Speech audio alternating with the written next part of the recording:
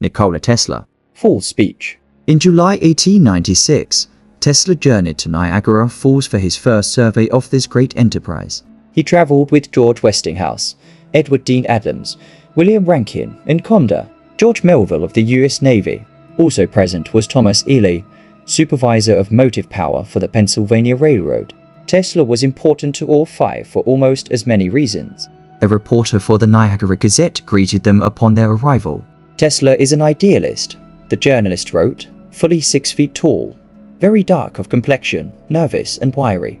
Impressionable maidens would fall in love with him at first sight, but he has no time to think of impressionable maidens. In fact, he has given as his opinion that inventors should never marry.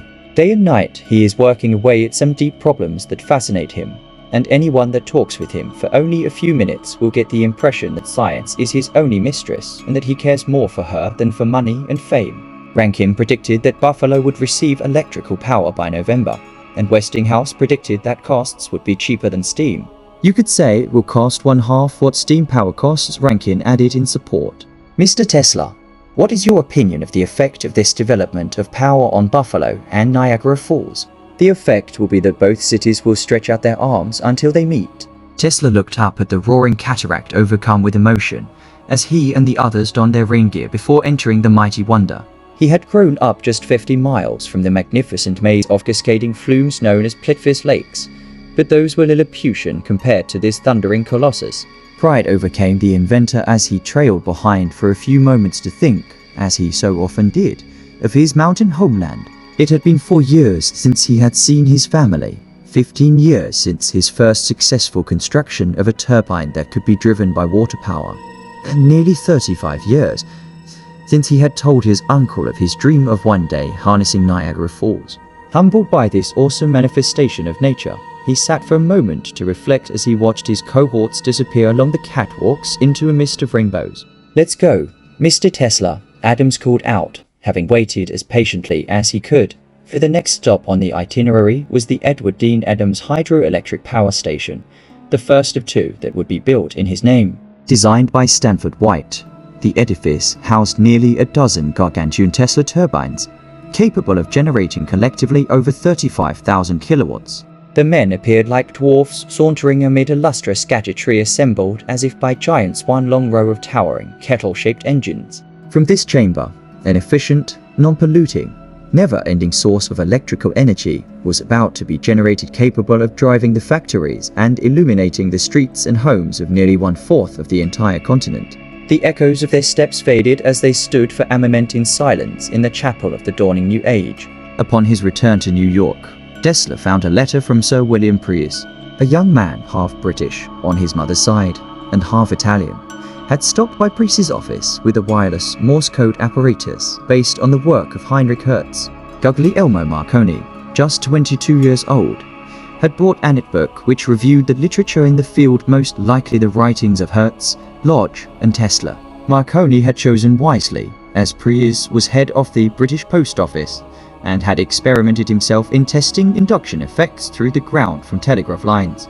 After the experiments with the classical Hertz devices under the auspices of the Imperial Post Office in England, Tesla reported many years later, "Prius wrote me a letter conveying the information that theists had been abandoned as of no value, but he believed good results would be possible by my system." In reply, I offered to prepare 2 sets for trial and asked him to give me the technical particulars necessary to the design. Just then, Marconi came out with the emphatic assertion that he had tried out my apparatus and that it did not work. Evidently, he succeeded in his purpose, for nothing was done in regard to my proposal. 5. Tesla's first patent specifically for wireless transmission was filed a year later. On September 2, 1897, No. 650,353. The following month, in August 1896, Tesla received a histrionic plea from Catherine, who was vacationing with her family at Accotage in Bar Harbor, Maine. Wanting desperately for Tesla to join them, she could only allude to her wish. August 6, 1896. Dear Mr. Tesla, I am so troubled about you. I hear you will leave work for a while. I am haunted by the fear that you may succumb to the heat, find a cool climate. Do not stay in New York. That would mean the laboratory every day. You are making a mistake, my dear friend, almost a fatal one. You think you do not need change and rest. You are so tired you do not know what you need. If somebody would only pick you up and carry you bodily. I hardly know what to expect to gain by writing you. My words have no effect, forgotten as soon as read perhaps. But I must speak, and I will. You do not send me a line? How delighted it shall be if it bore an unfamiliar postmark. Sincerely yours, Catherine Johnson Robert. Having some perspective on Catherine's sense of drama, also wrote to invite him up. But you know, it isn't safe for you to get more than 3 miles away from Delmonico's. The rumor is that you have melted in your laboratory. Perhaps Catherine was right, for Tesla was unavailable to the Johnsons even upon their return. Tesla was also ignoring letters from his sisters from Croatia, particularly Marika, who, much like Catherine, asked him why he would not respond. Ranjan Reyes had been left behind many months ago, but he was still gaunt from illness and overwork. Now he was in a wireless race against newcomers like Marconi. Fearing that his invention would be pirated, Tesla's lab became a more mysterious place. November 7th, 1896. Dear Mr. Tesla, it may seem presumptuous for a stranger to address you, but Mrs. Johnson, my wife, whom you may remember having met, cannot refrain from uniting with me in congratulating you on the success of the Buffalo experiment.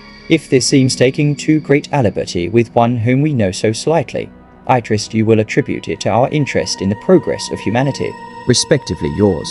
Robert Underwood Johnson. Tesla's holiday spirit prevailed, and he joined his beloved Johnsons for Christmas dinner, apologizing for being so distant by bringing Mrs. Philippoff an exquisite bouquet of flowers. The celebration of the inauguration of the Niagara Power Station was held at the Ellicott Club in Buffalo in the midst of winter's most dangerous month. Fortunately, the weather was permitting, and 350 of the nation's most prominent businessmen made the January trek. Hosted by Morgan's advance man, Francis Lynn Stetson, a law partner of Grover Cleveland's, the list of attendees included a veritable who's who of commerce. Curiously missing from the event, although invited, was such notables as John Jacob Astor, J. Pierpont Morgan, and Thomas Alva Edison. Mr. Stetson spoke of the pall of smoke hanging over Buffalo and said that the day should come when power would come from Niagara and not from smoke and steam. The introduction of Nikola Tesla, the greatest electrician on earth, produced a monstrous ovation. The guests sprang to their feet and wildly waved napkins and cheered for the famous scientist. It was 3 or 4 minutes before quiet prevailed. A constellation of psychological peculiarities accompanied the Whiz-Ardy's lecture. He began in a self-deprecating manner. I have scarcely had courage enough to address an audience on a few unavoidable occasions. Even now, as I speak, the fugitive conceptions will vanish, and I shall experience certain well-known sensations of abandonment, chill, and silence. I can see already your disappointed countenances and can read in them the painful regret of the mistake of your choice. Why did Tesla poison the well with this dreadful opening? A deep sense of inferiority appears evident, and yet Tesla was also completely aware that this dinner was in his honor, and was therefore the pinnacle of his life to date, and through him an apotheosis for the whole of humanity. Why didn't he simply congratulate himself or accept praise well deserved? We see here the first tangible manifestation of an overpowering feeling of inferiority, a clear-cut self-destructive element in his nature. The dark legacy of a deep-seated repression flooded through his veins, like a hydra about to annihilate. Nevertheless, it was his inventions that would change an entire world. It was the name Nikola Tesla which appeared a dozen times on the patent plaque of his new system. It was Nikola Tesla who was praised with wild enthusiasm by the corporate and engineering intelligentsia, and it was Nikola Tesla who changed, in precise and measurable ways, the very direction humanity was taking. This was a moment of anointment. Through his specific action, the evolution of the race and the texture of an entire planet would be permanently changed in a positive way.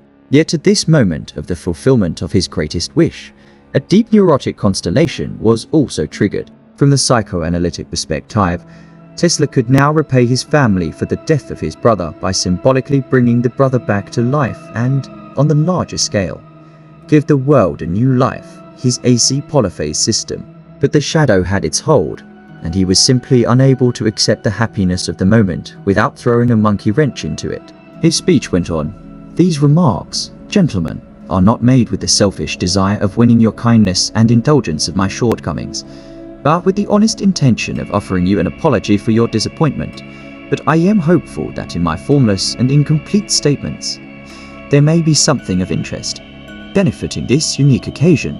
Tesla's unconscious plan, the heart and soul of his neurosis, was to completely undermine himself by downgrading the Niagara endeavor. It is possible that Stetson had read the speech on the train ride up to Buffalo and foresaw the tragic consequences, as it appears that he waited for a propitious moment to cut the tail end off. Now that Tesla had arrived, he began to see himself as more than a mere inventor. He was a creator, not of great paintings or of great musical compositions, but of great technologies. Niagara Falls was but a stepping stone to the larger plan. His speech went on to pay homage to the philanthropic spirit of the businessman and the great contribution of the scientist. Tesla also hailed such individuals as arc lighting designer Charles Brush, vacuum tube inventor Philip Leonard, and railroad engine designer Frank Sprague, as well as Wilhelm Röntgen, Lord Rayleigh, Elihu Thomson, Thomas Edison, and George Westinghouse. All of these men and many more are untiringly at work investigating new regions and opening up unsuspected and promising fields. Among all these many departments of research, there is one which is of the greatest significance for the comfort and existence of mankind, and that is the electrical transmission of power. We have many a monument of past ages, exemplifying the greatness of nations, the power of men, the love of art and religious devotion. But that monument at Niagara has something of its own, worthy of our scientific age, a true monument of enlightenment and of peace. It signifies the subjugation of natural forces to the service of man, the discontinuance of barbarous methods, the relieving of millions from want and suffering. Power is our mainstay, the primary source of our many-sided energy. Stetson saw his moment and returned to the stage to whisper in Tesla's ear. I am just informed, Tesla suddenly announced, that in 3 minutes we have to leave. What can I say? Cries of no. I can congratulate the courageous pioneers who have embarked in this enterprise and carried it to success.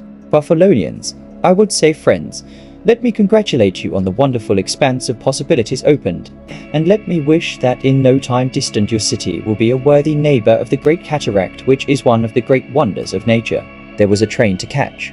The rest of the speech would be published in the electrical journals.